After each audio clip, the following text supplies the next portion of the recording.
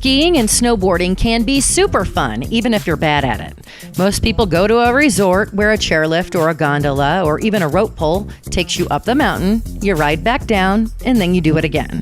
Or you can do backcountry skiing. That's where you hike to places where people don't usually go in the winter and then ride back down. I'm Lexi, and this is Delightfully Different. My next guest goes to places that backcountry skiers and snowboarders don't even go because you cannot hike to them. He's got a unique way to get to places that most people will never see, even in the summer. My name is Peter Biskind, and I am a heli ski guide internationally, amongst other things.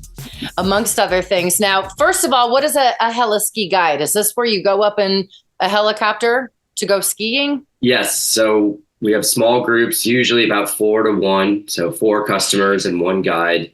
Okay. Go up in a helicopter, and I discuss with the pilot where we're going to go, and he or she drops us off, and then I guide the group down and ask the pilot to come pick us up, and then we do it again until people are tired. So it's almost like a ski lift at this point, except it's a helicopter. Correct. It's very much like a movable ski lift. And you're not jumping out of the helicopter. It actually lands in remote areas. Correct. It depends. Right now I'm in Japan. And I work for the only heli ski company in the whole country, and we can only land on one mountain. Oh, okay. But from that one mountain, I can ski. It's a volcano, so I can ski all 360 degrees, different sides. Okay. But we go up there. We have 3 different landings we can do, but it's big and open. It's like a football field up there. Where I heli ski guide in Alaska, it's very different because we lift, and then depending on the visibility or the weather or the snow conditions or how much time we have, I can go 360 degrees and there's mountains everywhere. It's thousands and thousands of square miles. Yeah, Alaska, quite a bit bigger than Japan. Yes, and the heli skiing potential drastically, but yes. I think people would probably be surprised that there's skiing in Japan. I think most people think of Japan as warm and stuff. And I was surprised the first time our mutual friend actually went. And I was like, "You're going skiing in Japan? Tell me a little bit about the skiing there." I understand the season's short, but it's awesome. It is short. Short maybe compared to Alaska, but okay. December, January, February. So mid-December to mid-March. Okay. And then by mid-March, it's getting quite warm unless you're very high up in the Alpine. Okay. Japan has a robust ski culture where there used to be 500 active ski resorts. Really? Yes. And now there's, I think, 350 to 400 still active and open ski resorts. Some of them might have one tiny chairlift. Right. I grew up skiing in Cleveland, Ohio, where people are like, "There's snow and skiing there." It's like, is it one of those makeshift mountains? I grew up in the Midwest in St. Louis, and we had like a makeshift mountain that they had. Is it one of those situations? One of them used to be an old trash dump. Okay. And then if that's what you mean by makeshift. Yes. It is. Yes. Now, so you do this in Alaska and Japan, but you do it in some other countries as well? I've been fortunate to guide on 6 continents, so several different countries, but that's not all heli skiing. Okay, gotcha. So you do all kinds of guiding. Now, and this is basically backcountry skiing. You're not going to, if you're going up to do this, when you're going back down, it's just you guys. You're not running into anybody else, but maybe some bears. Bears are usually in hibernation. Okay. But wildlife, yes. Wolverines, moose. We definitely want to avoid moose, and they can get startled by helicopters. Okay. And backcountry skiers. And wolverines are very aggressive and territorial. I understand they're loud as well. I haven't heard them personally, but I've seen them chasing me and got back in the helicopter very quickly. What other kind of animals have chased you? Grouse. One time in the Tetons. Is that a bird?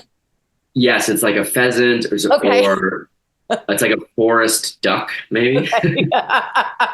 But not waterfowl. But, and they're a little aggressive. Yeah, I had to push it away with my ski pole. Like, it wanted to attack. I must have gotten very close to its children or its nest. How interesting. So when people go do this, do you have to ski or can you be a snowboarder and go do this as well? Both. Ski. Okay. I say ski just to keep the vocabulary simple, but I guide on skis and snowboard, and Okay. they're both a lot of fun. And I understand that there is a danger of avalanches when you're out there.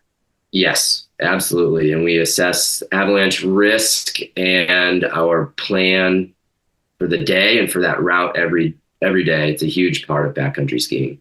And I watched a video of you, and it looked like it was from maybe about this time last year, where you had a partner of sorts who was like your lookout for the avalanche and stopped you from, like looked like you missed it on the video by 10 feet, but it may have been a little bit more than that. That was it was springtime, I think 2 years ago, but it was in Alaska, and my partner, who was my tail guide, so I had a professional spotter watching and communicating with me on the radio, and she saw the avalanche before I did. So I was skiing down a slope and the avalanche triggered below me, which what we call is a remote trigger. Okay. And she called me on the radio because she could see it from her vantage point, and it helped me stop and not get involved in the avalanche. Can you, like, when the avalanche happens, I live in Utah where we have avalanches all the time. I'm just a couple miles from where they happen. Obviously, I don't hear them unless they're shooting off the guns to make them happen on purpose. When you're that close to it, can you feel it and hear it? You can, yes, parts of it you can. And if you're in the slide, you can certainly feel a lot, which happens to us. But it's happened to you? You've been actually in the avalanche before? Yeah, only very small. Because some people call me a mountain ninja or mountain goat, but that I can self-arrest quite well. And after having triggered over 6,000 avalanches, I've gotten more skill and practice at self-arresting, meaning stopping, even if I'm moving with the snow as it is released. Self-arresting is the best prevention for not getting injured or taking the proverbial ride and possibly getting buried or pushed over a cliff or through trees. Have you ever been buried? No. That's very lucky. But I understand that you all that go out in the backcountry take some sort of a beacon with you just in case you do. Yes, that is absolutely 101 backcountry skiing safety. It's a beacon, or called a transceiver. It's a little electronic device that sends a signal in 3-dimensionally, and your partner's beacon can pick up that frequency. Okay. And they have 3 antennas to be able to pick them up in 3-dimensional space, and they give you arrows and numbers to help you find your partner. And there's a whole process and multi-day courses on how to become proficient with that. But every day that I ski with clients, a lot, especially if it's a new first day, then I have to give them a crash course because they might be saving my life or each other's lives. And so we practice with that. And I teach brand new people who've never touched a beacon quite frequently, regularly. And you're not just, you have some sort of avalanche expertise besides being an expert skier and snowboarder and Heli ski guide. Are you like an avalanche forecaster for several countries?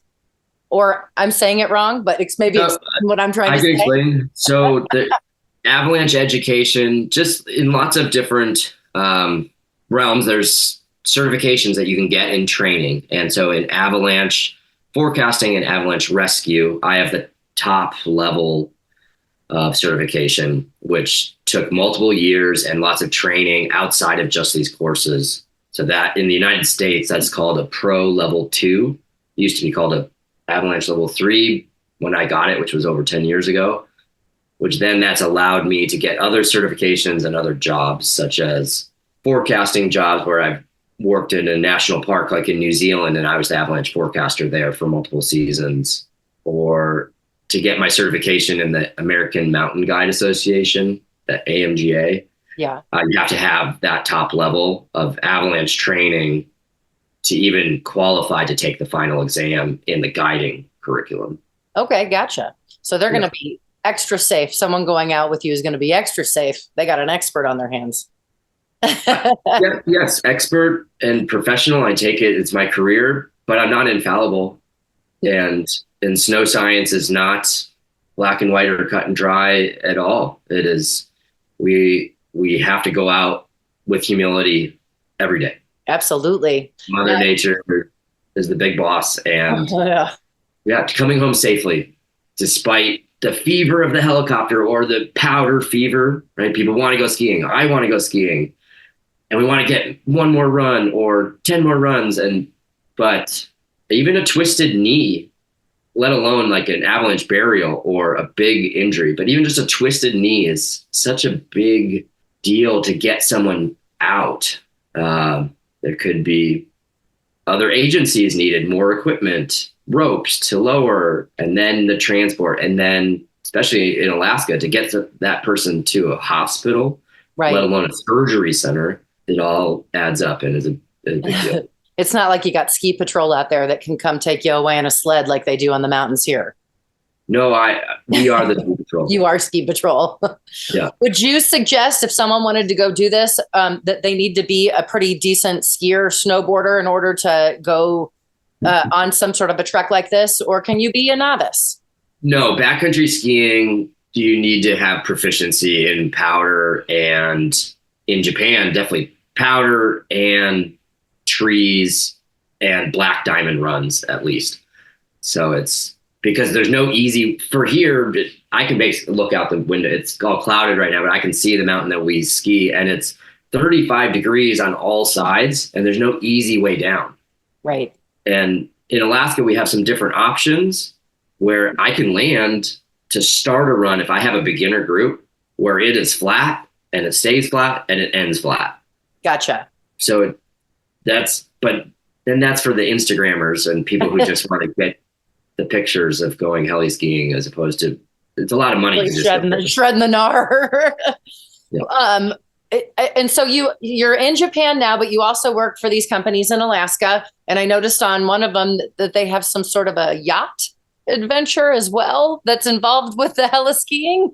Yes, this will be my 7th season guiding at Black Ops Valdez, which is been around for over 10 years. And we at times guide the helicopter, the whole week package. The helicopter will come and land on a yacht. And then we'll go skiing from there in the Prince William Sound, which is super beautiful.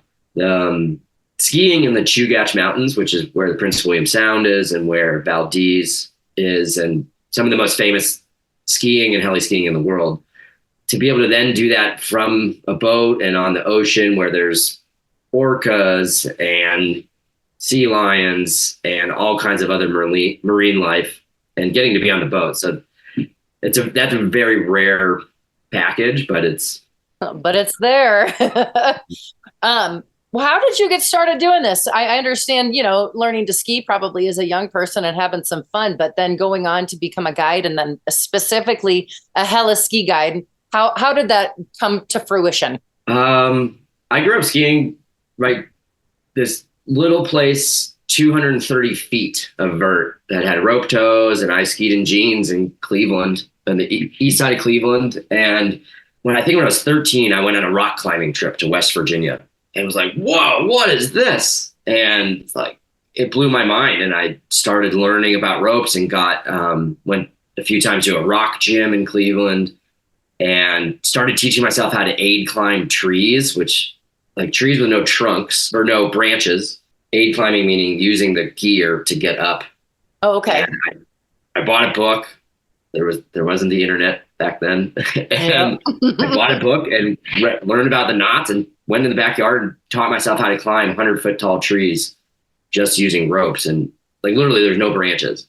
And then just interested in more outdoorsy things like backpacking, mountain biking. A big part of my life was that I moved to New Zealand in 1997 and with my father, and I started whitewater kayaking. That was my 15th birthday present. And that opened my mind to more and more outdoorsy stuff. Then it was like, okay, how do I get to do this more? It was my mother's idea. She's like, well, you go get a job. You get paid to do this. There you go. So my first real job where I had done some other handyman type stuff or gardening things. And my first real job was as a whitewater rafting guide in 2001. Yeah. So that was my summertime job in college. And so I do that in the summertime and then go back to school. And it was like, oh, this is a great lifestyle. Very eye-opening to other walks of life and people thinking differently than I had in the Midwest, or I'd been pretty exposed to a lot of things still by the time I was in college. Right. I'm Lexi, and this is Delightfully Different. I'm talking with Peter, a Heli ski guide who lives in Alaska. And now it's seasonal work, doing the ski stuff. And so now in the summertime, you still do, you said whitewater rafting, but as I was looking it up online, you guys called it pack rafting. And that's pack rafting. Pack rafting is our newest version. I pushed rubber, like what you think of whitewater rafting. I did that for 15 summers in multiple countries, and it was fantastic. What I'm teaching mostly now is pack rafting, which is a little boat that most people would think of it as an inflatable kayak. Okay. And it weighs about 10 pounds, and it's about, two basketballs. You can fit it into your backpack. So you can go backpacking, blow up your boat, put your backpack in the boat, put your tent and stove and all your stuff in the boat, and then kayak back down. No kidding. Yes. And it's inflatable. How does it not pop? I mean, you're probably bumping into rocks and stuff if you're out in rough water. High performance materials to make it light. And they're around $1,000 for the boat. So it's good engineering and a lot of product design goes into how those boats are made and to keep them durable. But we definitely have a patch kit. Everybody has a patch kit anytime we go out, that if it's not easy to just walk out. Have you had to use the patch kit ever? Yes. Okay. I'm just wondering if you ever sank or you got into a situation. What's the most dangerous situation between the pack rafting, whitewater rafting, heli skiing, and all that stuff? What is the most dangerous situation that you've been put in? For me personally? Yeah. What's the craziest thing that's ever happened where you were like, holy crap, I'm in a dangerous situation here? Avalanches are probably the top, and I exposed to them very frequently in rafting, or whether it's pack rafting or kayaking. We're calling it an out of boat experience. Okay. Swimming without your boat, which doesn't happen very much, hopefully. I mean, I teach pack rafting and we practice getting in and out of the boat. Okay. Frequently. And I role model it. And even when I'm kayaking class harder stuff, then it happens to me too. But it's much less frequent than my exposure to avalanches.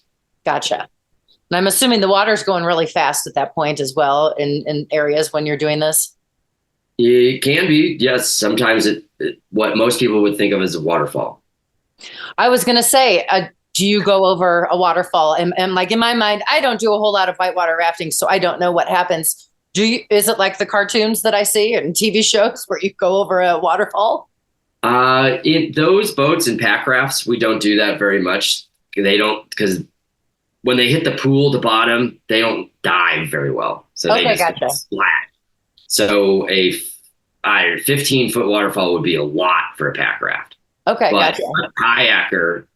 Kayaks go over 100 and 200-foot waterfalls. I don't do that. That's like super gnarly extreme that I think you're just asking to get beat up. Yeah. But I do go over 20 and 25-foot waterfalls. That's still pretty crazy. That's nuts. I love it. But you are an EMT. So if something happens, you know how to help the people that are with you. Are a certified EMT. Did I read that correctly? Yes, a wilderness EMT. And I was a ski patroller for 10 seasons. And now I've had 40 seasons of guiding between summer and winter. And sometimes it's 4 seasons in a year or 4 snow seasons in a year. But so, yes, I've had a lot of practice both in ambulance and ski patrol, which we call front country, and then also backcountry medicine and backcountry rescue. Okay. Now, would you consider yourself an adrenaline junkie? I don't. Do other people call you that? Because I get the feeling that they do. I think when they see the pictures or they're like, oh, a 20-foot waterfall, or that I ski an avalanche terrain, it's considered extreme. Yeah. To me, it's like that's often still very tame, or that's just the bread and butter. And my risk tolerance, I don't think has ever been what I think of in the extreme category, at least in my community. Right. I think probably outside of your community, it would be considered extreme. Yes, I do understand that. And it's the thing that people, when they see the pictures of that I do, sometimes I do it less now, is called speed flying, where we ski off the side of a mountain with our, what looks like a parachute. It's not, it's a type of a wing. It's a small paraglider. Okay. And we ski off the side of the mountain, and then we're skiing and flying at the same time. Kind of like the wingsuits that they have that I see the people jumping off the side of the mountain with here. Well, it's a big wing, like 5 meters across, so 15 feet across. Really? And all the guy lines. Maybe I have to send you a picture. I do want to see this. I've never heard of this before. And I see people jumping off the side of the mountain from my backyard all the time. Speed flying. So Speed flying. Paragliding on skis, but very small and fast paragliders. Oh. So what do you think draws you to this sort of activity? What sort of a feeling does it give you? Alive, happiness, excitement, thrill. Makes me feel very, to me, it makes me feel very human. Like, oh, I'm in this body. I'm on this planet. I'm not like in my head somewhere else, or it makes me feel present. That's awesome. I like that a lot. I do some of the things that you do, very few of them, and that gives me the same feeling as well. So I totally get it. What does your family think? Obviously, your mother was the one that suggested you start doing this for a living. Would you have like brothers and sisters, or is there a significant other or anything? And how does it affect that? They all support and like the idea that I'm doing what I want to do, and that I've found a career path that is exciting and healthy. I get to be outside and fulfilling, and they've seen me not walk with sort of a conventional life since I was a child. Right. And I'm in my 40s now. So it's like, oh, when they saw me as a teenager being a whitewater rafting guide, that it made sense that I'm still doing it. They knew it was coming. Yes. Yeah, they knew it was coming. And so I've taken my mom and 2 sisters rafting multiple times. Okay. None of them, we all used to ski or snowboard more, but they don't really do that very much. One of my sisters really likes the snow. Actually, my brother likes the snow, but he lives in the Carolinas, so he doesn't see it very much. Gotcha. You're the one that does it the most. Yeah, by 1,000,000 to 1. Now, this is not your only career. Doing these fun adventure sports and guiding people and saving people is not your only career path. You are also involved with LifeWave patches. I am. And tell me a little bit about what you do with them and what they do. Absolutely. Let's start with what they are and what that brand is. And it's technology, I think, from the future. You could say it's from God or from space, or it's amazing and it's life-changing. It uses just light and energy, and it's a tiny patch that looks like a Band-Aid. Actually, since you and I are on video. Oh yeah, look at that. It's right behind your ear. Looks like it looks like a teeny round Band-Aid. Yeah, it's maybe the size of a little bit bigger than a quarter, an American quarter. Okay. And you put it on for 12 hours. And then if you're going to keep wearing them consistently, on for 12 hours, off for 12 hours. The way it works is it bounces your own infrared light, your body's light, back into itself. So it's a very sophisticated, intelligently designed mirror just for infrared light. Okay. So when you say light, I think probably in a lot of people's minds, they're thinking a light bulb, but there's no actual light bulb or anything electric in it. No, but we emit light that the human eye can't see. But you think of a heat gun, or you think of military, like night vision, how they can see things that the normal eye cannot. Right. So in the spectrum of infrared light, we are all emitting that all the time. And so the same way that our skin and our eyes all get stimulated by sunlight, we get stimulated by infrared light. Okay. Ourselves. So there's 12 different patches, and they each are designed to do different things. There's very rigorous science testing, and he has 140 patents for this technology that the FDA and the US government does not give away generously. So the flagship product stimulates an amino acid called a copper peptide. That peptide helps the telomeres at the end of our stem cell strands, which look like DNA strands, which as we age, as we get over 20, they start splaying open. So the peptide helps the telomeres rebundle. And then when our stem cells are active, working functionally, they can reproduce all the other cells in our body, including more stem cells. So it's like the fountain of youth. It's amazing.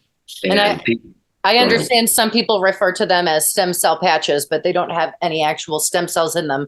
They activate your stem cells that you already have in your person. Yes, they activate your stem cells, and yeah, there's no chemicals, there's no drugs, there's nothing in the patch that actually goes into your skin. It's called a non-transdermal patch, technically. Okay. And it's a heavily regulated industry. People say, is it approved by the FDA? And yes, it is, because there's no drugs in it. Right. But if it's pain medicine or pain therapy, then it has to go through all kinds of different bureaucratic regulations, particularly in the United States. And each country is different. So they can't be called stem cell medicine officially. I can talk to you about it or talk to anybody and say, this is what it does.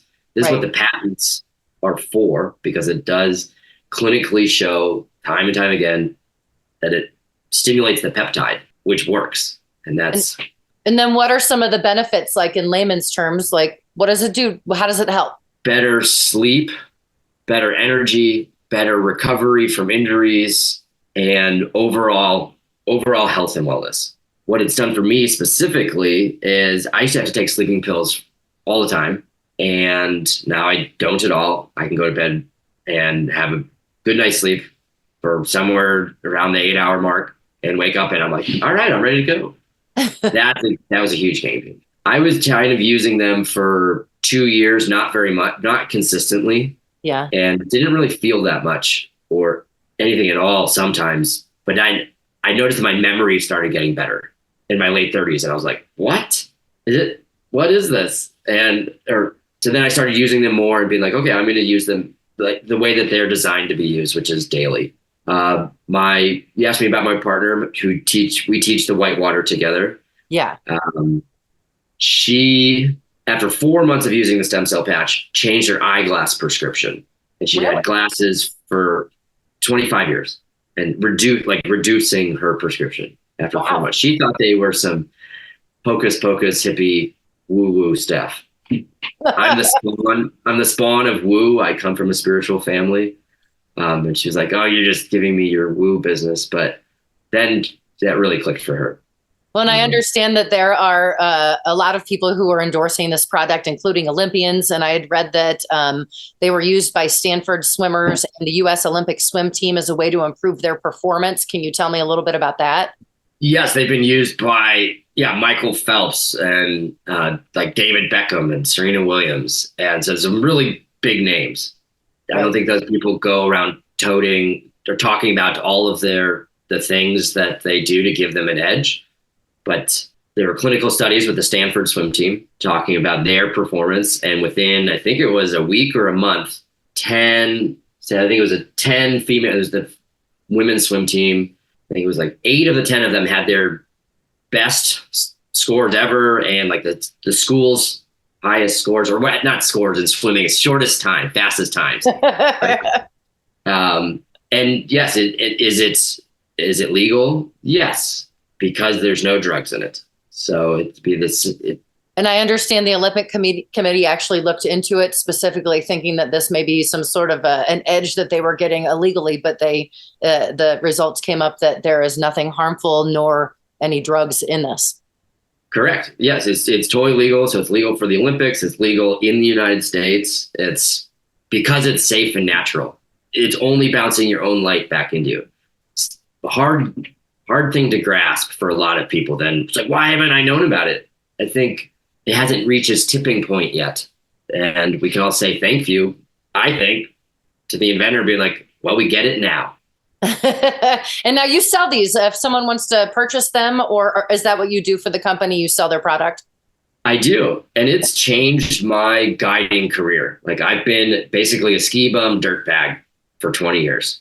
And I've just started selling them, but it supplements my guiding income, my guiding wage enough that I think that I'm going to be able to buy new tires and just not be so worried about what it's like or whether I get tipped or not. It's like, okay, I can do my ski job, and my side business, which I'm very passionate about, is sharing health and wellness.